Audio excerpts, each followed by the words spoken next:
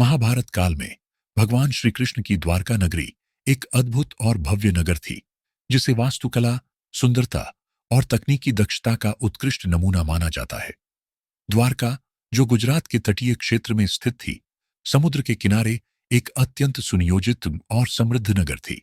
इस नगरी का वर्णन महाभारत, भागवत पुराण और हरिवंश पुराण जैसे ग्रंथों में मिलता है। द्वारका समुद्र के तट पर स्थित थी और इसे समुद्र के भीतर एक सुरक्षित द्वीप पर बसाया गया था। यह भगवान श्री कृष्ण की राजधानी थी और 7 द्वारों वाली थी, जिससे इसका नाम द्वारका पड़ा। ग्रंथों में वर्णन है कि द्वारका नगरी में सोने, चांदी और कीमती रत्नों से सजे महल थे। श्री कृष्ण का महल भी अत्यंत भव्य और कलात्मक था।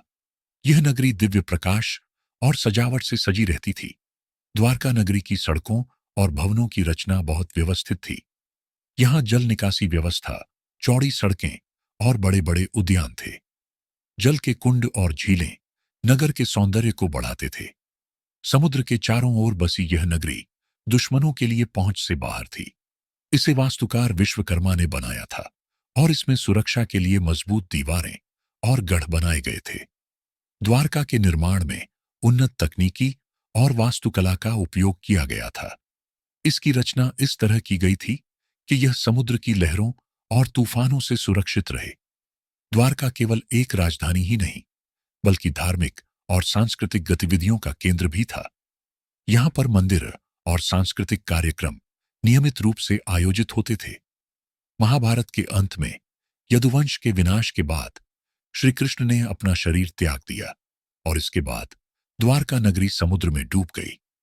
ग्रंथों में लिखा गया है कि यह श्री कृष्ण की इच्छा से हुआ, ताकि उनके जाने के बाद यह नगरी केवल यादों में जीवित रहे।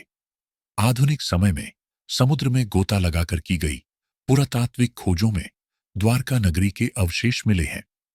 यह अवशेष महाभारत में वर्णित द्वारका से मेल खाते हैं और इसके अस्तित्व को प्रमाणित करते हैं। द्वारका की यह झलक हमें बताती है कि महाभारत काल में यह नगरी वास्तुकला और सांस्कृतिक समृद्धि का प्रतीक थी।